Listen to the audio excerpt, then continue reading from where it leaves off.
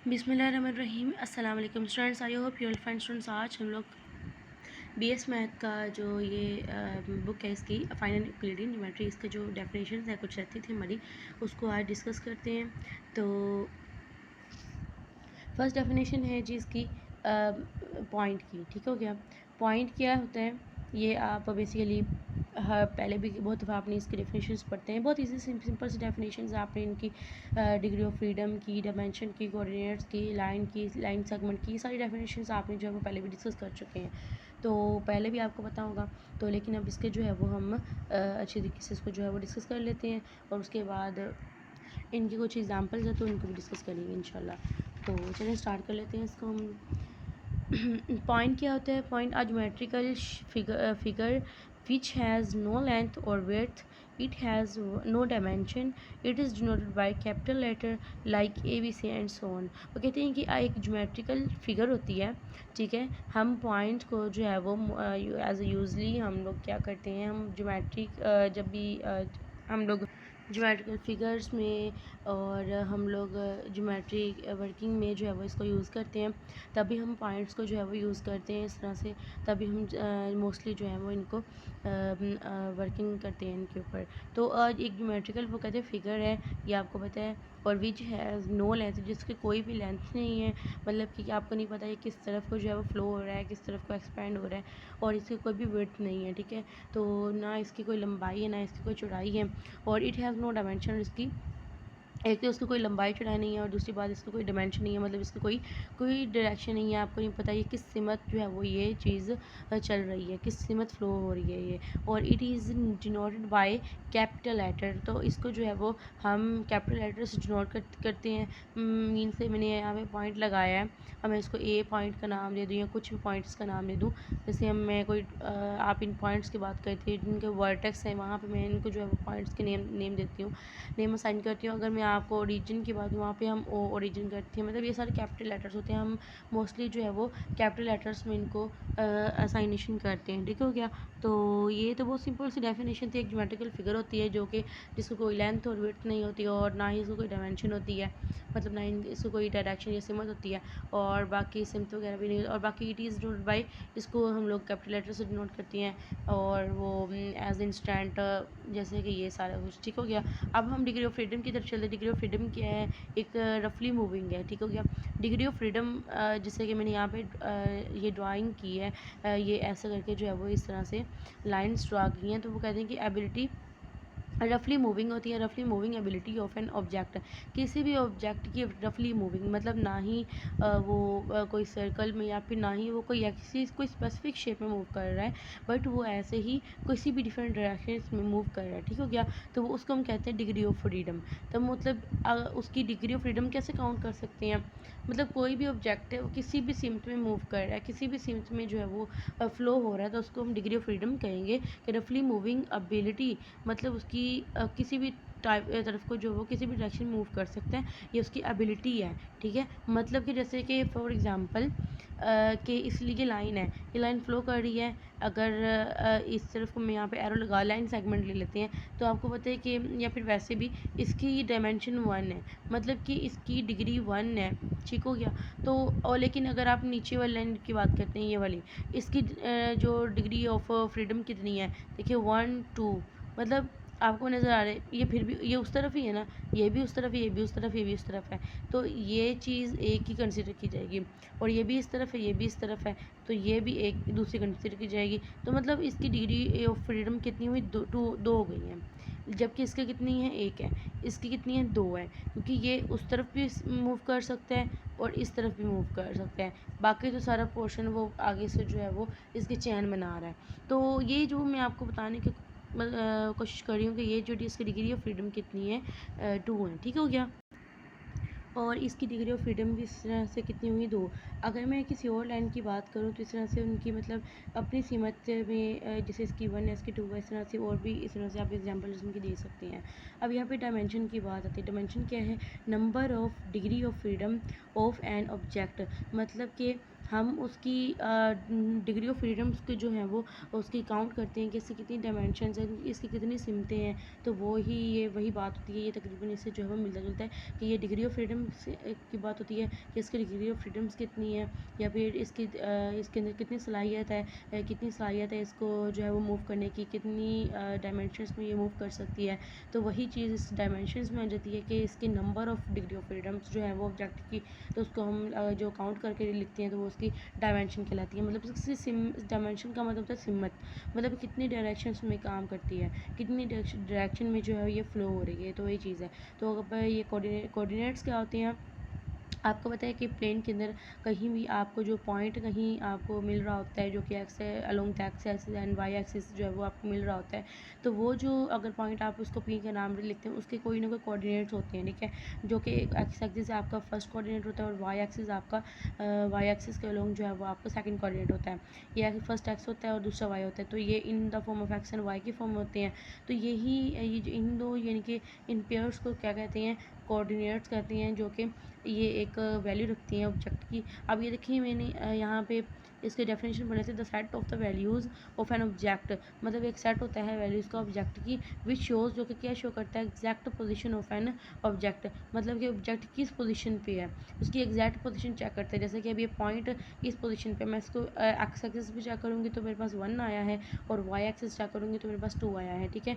ये यहाँ पे अगर 1 था तो यहाँ पे 2 है, यहाँ पे अगर 1 है तो मतलब यहाँ पे, तो मतलब ये एक्सिस अलोंग 1 है और वाई एक्सिस के अलोंग 2 है, तो इसका पॉइंट क्या बनेगा, 1 एंड 2 बनेगा, ठीक है। कोई तो ये ए पॉइंट का किस पोजीशन पे है, 1 एंड 2, तो मतलब उसने इसकी एग्जैक्ट पोजीशन शो की है, ठीक हो गया इसने। तो ये जो चीज़ है आप इसको भी लिख सकते हैं कि it is denoted by the capital letter, और भी इसमें आप लाइन्स जो है वो ऐड कर सकते हैं, बट ये डिफाइन आपने कर लेनी है। और अब लाइन की बात आती है, लाइन का भी आपको मोस्टली पता है कि a figure which has only length, कि मतलब वो फिगर वो शेप जिसकी सिर्फ एक लेंथ हो बट नो विड्थ, उसकी कोई चौड़ाई नहीं हो, ठीक है, एक लंबाई है उसकी लेकिन चौड़ाई नहीं है, और it is a one dimensional figure, मतलब कहते हैं कि ये एक डायमेंशन आपको पता है एक सिमत होती है कि किस सिमत कितनी सिमतें वो मूव कर रही है, जो अपनी लाइन्स पीछे देखी थी 2 डायमेंशंस में या 3 डायमेंशंस में या 1 डायमेंशन में, तो ये वो कह रहे हैं कि ये एक ऐसी फिगर होती है जो कि वो एक ही डायमेंशन में मूव करती है। मतलब वो अगर मैं ये कहूँ ये लाइन है, आपको लाइन को तो हर किसी को जो है वो पता ही होता है कि ये एक डायमेंशन में जो है वो मूव करती है, क्योंकि उसकी 1 डायमेंशन होती है, और इट हैज़ इनडेफिनिट लेंथ कि ये इसकी लामहदूद है, कि मतलब कि ये पता नहीं, अब हमें नहीं पता कहाँ तक जाकर रुकेगी कहाँ तक नहीं रुकेगी, तो वो चीज़ जो है वो एक लाइन है, लाइन जो है वो इनफाइनाइट इनडेफिनिट है, इसको डिफ़ाइन नहीं किया जा सकता, ठीक हो गया, इनडेफिनिट लेंथ है इसकी, तो इसकी लेंथ को हम डिफ़ाइन नहीं कर सकते। अब यहाँ पे एक फ़िगर है, दोबारा से इसको पढ़ लें कि आप फिगर है जो कि जिसकी लेंथ होती है लेकिन उसकी विड्थ नहीं होती, और इसको ये एक ही डायमेंशन में होती है, और जो है ये इनडेफिनिट लेंथ होती है। और अब लाइन सेगमेंट की बात करते हैं। लाइन सेगमेंट क्या होते हैं, लाइन सेगमेंट कहते हैं किसी भी लाइन के हिस्से को, सेगमेंट का मतलब होता है एक टुकड़ा, लाइन का टुकड़ा या लाइन का कोई भी हिस्सा, ठीक हो गया, और ये डेफिनेट होता है। आपको पता है कि मैं अगर आपको ये लाइन कह दूँ और मैं कहूँगी यहाँ से लेकर यहाँ तक आपने इसका हिस्सा, ठीक है, तो यहाँ से यहाँ तक एक लाइन सेगमेंट बनेगा, लेकिन अगर मैं पूरी वैसी लाइन की बात करूँ तो वो जो है वो एक लाइन होगी, और हमें नहीं पता वो कहाँ तक रुकेगी कहाँ तक नहीं रुकेगी। और इसकी जो एग्जांपल है इसकी लाइन की, इसकी डायग्राम कैसे बनेगी, इस तरह से एरो में बनेगी, तो मतलब इधर को भी जा रही है इधर को भी जा रही है, ये जो है वो इनडेफिनिट है। सो इसलिए हम इसको जो है वो रोकने के लिए आपको पता है डॉट्स लगाते हैं। मतलब अगर आपने ज्योमेट्री में पढ़ा होगा, जब आपने छोटी क्लासेस में ज्योमेट्री की होगी, तो क्या होता है कि वहाँ पे आप अगर कोई लाइन लगाते हैं अगर 5 सेंटीमीटर, तो वो मतलब कि साइड्स पे एक डेफिनेट होता है, कि मतलब एक चीज़ फाइनाइट होती है, आपको बताइए 5 सेंटीमीटर की है तो ये 5 सेंटीमीटर की है, ठीक हो गया। लेकिन अगर आपके पास अगर कोई लाइन है, वैसे ही आपने पढ़ा होगा वहाँ पे लाइन सेगमेंट भी बहुत ज़्यादा आते हैं कि ड्रा लाइन सेगमेंट ये वो, तो वो जो मतलब या फिर एंगल वगैरह बनाते हैं उनमें देख लेते हैं, तो वो जो लाइन्स होती हैं वो उसके लास्ट में हम लोग एरोज़ लगाते हैं, क्योंकि ये जो है वो कितना ही लंबा करने से कोई फ़र्क नहीं पड़ता। लेकिन अगर ये 5 सेंटीमीटर की लाइन है तो ये 5 सेंटीमीटर की ही रखनी है, क्योंकि ये एक लाइन है, लाइन सेगमेंट है, क्योंकि एक लाइन का एक हिस्सा एक टुकड़ा है, लेकिन जबकि वो जो बात दूसरी होती है वो लाइन की होती है। ठीक हो गया। तो आई होप कि आपको इन चीज़ों का वैसे भी पहले ही पता होगा। तो ये जो चीज़ें आप अच्छे तरीके से उनको एक दफ़ा देख लें कि it has a definite length. इन दोनों में फ़र्क क्या है, इसकी इनडेफिनेट होती है और इसकी डेफिनेट होती है। और it is special part of the line, and ये एक मखसूस हिस्सा होता है लाइन का। और and has a fixed length, और इसकी एक लेंथ मतलब कि फ़िक्स हुई होती है कि पता है कि ये अगर 5 सेंटीमीटर तो 5 सेंटीमीटर ही इतनी होनी है, हमें पता होता है और ये फ़िक्स होती है। ठीक हो गया। लेकिन ये नहीं कि हम लोग इतनी लगा लें, इतनी अपनी इसमें अपनी चॉइस नहीं होती है। और इट आल्सो लाइज बिटवीन, ये कहाँ पे लाई कर रहा होता है, ये कहाँ पे होता है, 2 डिस्टिंक्ट पॉइंट्स, मतलब 2 पॉइंट्स के दरमियान में होता है। ठीक है। जैसे मैंने ये 5 सेंटीमीटर को बताया, आप अगर स्केल रखेंगे तो आपको पता है यहाँ से आप पॉइंट लगा दें, उसके बाद उसके जो है वो लाइन लगा लेते हैं। आपको पता है कि यहाँ से यहाँ तक पॉइंट, ये आप मतलब कि निशान लगाते हैं तो वो पॉइंट होता है ना, जो इसका एंडिंग पॉइंट और स्टार्टिंग पॉइंट है। तो जो उन दोनों पॉइंट्स के दरमियान में ये लाइन लाई कर रही होती है, तो ये वही डिस्टिंक्ट पॉइंट होते हैं, एक नुमाया पॉइंट होते हैं। ठीक है। इस तरह से उसको जो है वो डिनोट किया जाता है।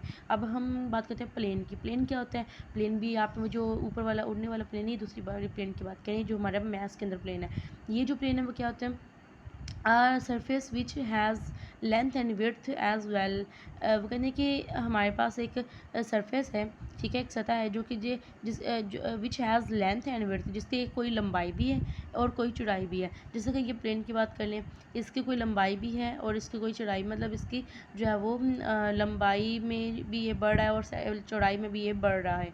ठीक है। इसको कि जितना मर्जी बढ़ा सकते हैं। और एज वेल वो कहते हैं कि एंड इट हैज़ 2 डायमेंशन, इसके 2 डायमेंशन है ना, ये इस तरफ को भी बढ़ रहा है और इस तरफ को भी बढ़ रहा है, मतलब कि इसके एक लेंथ में और एक विड्थ में इसको जो है वो 2 डायमेंशन हैं। ठीक हो गया।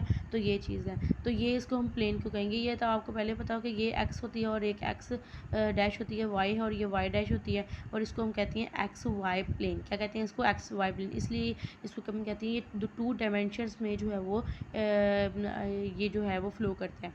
अब हम रे की बात करते हैं। रे क्या होती है? एक ऐसी जिसके हम लाइन सेगमेंट तो ऐसे था ना कि हमारे लाइन सेगमेंट तो ये था, लेकिन लाइन तो ऐसे थी ना कि हमारे पास वो दोनों डायमेंशंस में इधर को भी और इधर को भी, मतलब डायमेंशन तो उसकी एक ही है, लेकिन जो उसके दोनों मतलब की तरफ इधर डायरेक्शन में भी, इधर डायरेक्शन में भी जो है वो इंक्रीज़ हो सकती है, वो बढ़ सकती है।